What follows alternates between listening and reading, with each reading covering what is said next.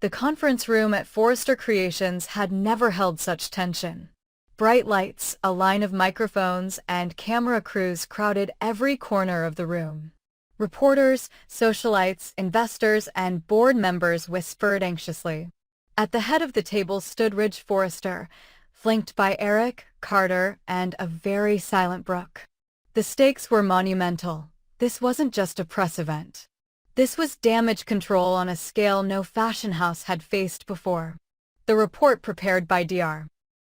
John Finnegan and Dr. Bridget Forrester had arrived that morning, and it was damning, not because it proved criminal intent, but because it opened a door into a shadowy operation no one had anticipated. Contrary to early speculation, there was no evidence of malignant tumors or naturally occurring brain damage in Liam's medical records. Instead, tests confirmed chronic low-grade toxicity consistent with repeated exposure to synthetic compounds designed to mimic intracranial pressure symptoms. In short, Liam had been drugged systematically and deliberately.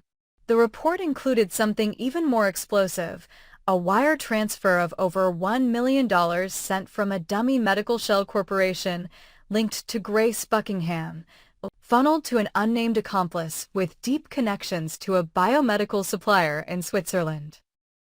The name of the recipient was redacted in the summary for legal reasons, but the full version was already in the hands of authorities. Ridge stepped to the podium, jaw locked, eyes tired. "Thank you all for coming. We are here not just as a company, but as a family forced to confront uncomfortable truths. There has been speculation, misinformation, and fear. But today, we share the facts. What Ridge did not expect was to be blindsided live by one of his own." Katie Logan stood from her seat in the second row and cleared her throat. "Before you begin," she said, loud enough to silence the room, "I have one question that must be answered. Ridge, why haven't we addressed the rumors surrounding Luna Nozawa's DNA?" The gasp was audible. Photographers raised their lenses. Luna, seated beside RJ, froze in horror. Her mother, Poppy, went pale. Katie turned to the crowd. "There have been quiet inquiries. Inconsistencies in medical documents. And now that we've seen the lengths someone like Grace Buckingham will go to manipulate biology for personal gain, we have to ask, is Luna's paternity as straightforward as we've been told?" A murmur swept through the room like a tidal wave. Poppy shot up. "This is not the time," she hissed. But it was too late. The media took the bait. The press conference derailed instantly. What was meant to be a controlled release of information had exploded into a scandal. Ridge tried to redirect the conversation, but then a deeper voice took over the room. Bill Spencer stood. His face was unreadable, the weight of weeks of secrets pressing down on his spine. He looked at Ridge, then Katie, then Hope, who sat nervously in the front row beside Liam's empty chair. "I'll answer it," Bill said, "because I'm tired of letting the press dictate the narrative. The truth is, Luna may very well be my daughter. I had a relationship with Poppy years ago. She never told me she was pregnant. I didn't find out until recently. There are still tests to be done, and I don't know what the outcome will be, but if she is my daughter, I will not turn my back on her." The room exploded in flashes and shouts. Reporters demanded timelines, statements, legal responses. Bill raised a hand and let the noise die down. "That being said," he continued, "there's another truth we can't ignore. Liam was nearly killed. And it was no accident. Grace Buckingham poisoned him. Someone helped her. That's the story. That's the crime. And that's where we're focusing our legal firepower."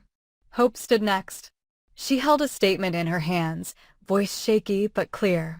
"We cannot allow victims to carry shame for crimes committed against them," she said. Liam was manipulated, broken down, drugged, and ultimately pushed to the brink of madness. Today, we take a stand not just for him, but for every person hurt by ambition dressed as medicine. We will pursue justice, publicly, transparently, and together. Her words steadied the room. For a moment, there was unity. Until Steffi Forrester broke it. I have something to say, she announced, stepping to the front. There's one more name that hasn't been spoken today, Sheila Carter. Whispers turned to alarm. Bridget's hand slammed the podium. Steffi, don't. But Steffi raised her chin. You all know what she's done. You know what she's capable of. I've fought her. I've hated her. But when Liam collapsed, when he was at his lowest and we didn't know what was happening, Sheila connected us with Dr. Werner, an underground neurochemist who recognized the symptoms. Without that connection, Liam would have died. Sheila did that because she wanted redemption, Steffi continued. Because maybe, after all this time, she's trying to change. The backlash was instant. Brooke stood in disbelief. Ridge muttered curses under his breath. But Hope looked to Steffi with something like understanding. You're saying we can't pick and choose who gets grace, she said. Even when they don't deserve it. By nightfall, 3 decisions were made. First, Grace Buckingham was arrested at LAX trying to flee the country. Thanks to the report from Finn and Bridget and testimony from Bill and Hope, the DA fast-tracked charges of medical fraud, attempted manslaughter, and conspiracy. Her arrest was live-streamed. The footage went viral within minutes. Second, Spencer Publications announced a total internal restructuring. Wyatt Spencer would take over daily operations. Bill would step back to focus on family and prepare for the possibility of Luna's inclusion in the Spencer legacy. Corporate shareholders were reassured. The stock price stabilized. And third, Forrester Creations and the Logan family signed what they publicly dubbed a Unified Ethical Accord. A PR-friendly name for a document that bound them to joint responsibility in ongoing investigations, corporate transparency efforts, and victim reparations. Brooke, Ridge, Katie, and even Donna signed it. So did Carter, Eric, and Thomas. Steffi and Hope stood together for the cameras. It was a fragile alliance. But it was enough to hold. Behind closed doors, more shifts were taking place. Luna confronted Poppy. Why didn't you tell me? She asked. Why did you let me walk into that room blind? Poppy wept. I thought I was protecting you. I didn't want you to grow up in his shadow. I didn't want you to be just another Spencer. But Luna didn't want protection. She wanted truth. DNA testing was ordered. Results would take days. Meanwhile, Sheila remained quiet, uncharacteristically so. She didn't gloat, didn't manipulate. She simply returned to her small apartment in silence, waiting. Whether it was the calm before another storm, no one could say. Liam, still undergoing treatment, watched the press conference from a television in the clinic. He said nothing. When asked later if he understood what had happened, he simply nodded once. Later that night, a nurse found him sitting in the courtyard, staring at the stars. Sheila helped save me, he asked. The nurse hesitated. Yes, in a way. Liam looked down at his hands. I don't know who I am anymore. But now, neither did anyone else. The family lines were blurring. Trust was breaking and reforming in new places.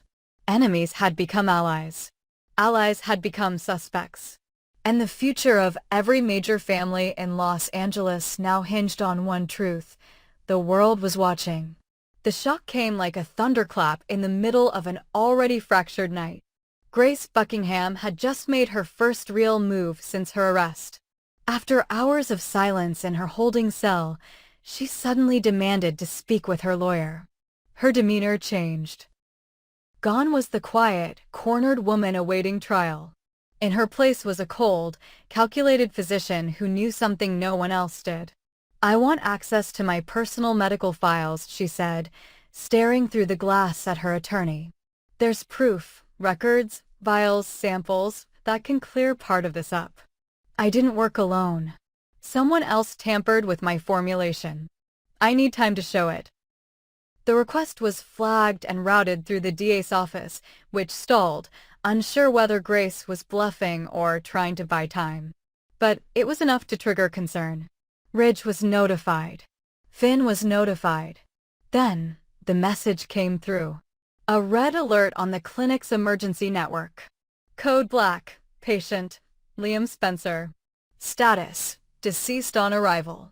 Suspected cause: toxigenic cardiac arrest. Finn stared at the screen, disbelief washing over him. What? He grabbed his phone and called Bridget. She answered on the second ring. I just got it too, she said. Liam, he collapsed. EMTs responded, but he was gone before they reached the house. House? Finn said. He was discharged? Bridget's voice cracked. He went home late last night. Hope thought it would help.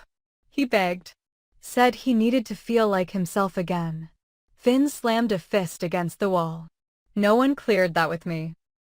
Hope's world shattered the moment the ambulance pulled up. She had only stepped into the kitchen to warm soup.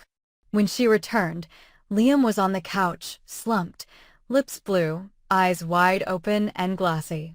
Beth stood nearby, silent, holding her father's hand, not understanding what was happening. The paramedics tried everything. Hope screamed. Brooke arrived within minutes. But nothing could bring him back. The body was transferred immediately to the city morgue. A forensic team was called in to perform a rapid toxicology analysis.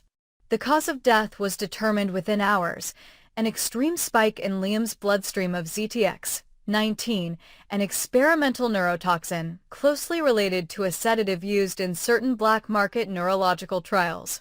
ZTX-19 wasn't in any prior records. It wasn't part of the initial compound Grace had documented, but someone had added it. The amount was lethal. Finn examined the report and turned pale.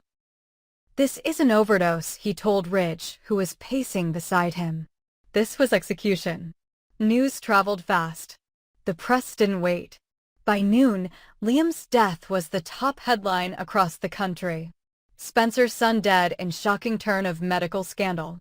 Reporters flooded the Spencer building. Bill locked himself in his office. No statement. No words. Just silence. Hope went catatonic. She stayed in Beth's room, refusing food, refusing to speak. But it was Steffi who snapped. She drove straight to the county detention center, pounded on the glass wall separating her from Grace, and whispered, "You killed him." Grace didn't flinch. "No. I didn't. Someone added something to my treatment protocol. I wouldn't have used ZTX-19. It doesn't stabilize, it destroys." "Then who?" Steffi hissed. Grace looked away. "You're all asking the wrong questions. I was trying to fix what was broken. Someone wanted to erase him completely." The investigation reopened at full force. Finn and Bridget worked nonstop, reanalyzing all substances logged under Grace's care. When they compared the molecular signature of the compound found in Liam's bloodstream to the records, something stood out. The ZTX-19 batch used came from a stolen supply. One previously tagged as missing from a shipment destined for a private biomedical contractor, owned quietly by a shell firm linked to Sheila Carter. That revelation cracked the case wide open. Sheila, who had claimed to help save Liam, now appeared as a silent hand in his death. Her cooperation with doctors to save Liam had earned her temporary public sympathy. But what if it had been part of a larger plan? A two-step illusion: play the savior, plant the toxin, vanish with the credit. When police arrived at her apartment to question her again, Sheila was gone. Vanished without a trace. Steffi stood in the morgue, staring at Liam's body, unable to cry. Her voice was hoarse from screaming the night before. "I thought we were close to peace," she said to Finn. "There is no peace," he replied. "Not in this city. Not in this family. Not when Sheila is still out there." Ridge convened a private emergency meeting that night in the same conference room where the press had once swarmed. This time, no cameras. Just the Forresters, the Logans, and the remnants of the Spencers. "We're at war," Ridge said. Sheila made this personal. "And it's time we end this. No more second chances. No more hesitation." Bill, quiet for days, finally spoke. "I want her found. Alive. I want to look her in the eyes before she's locked away." Hope finally emerged from Beth's room. She walked into the meeting, hollow-eyed but composed.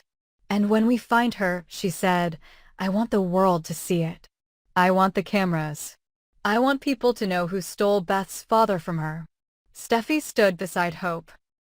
Two women, forever divided, now united by loss. That night, the fragile alliance forged in crisis became something harder, colder. No more pacts. No more family lines.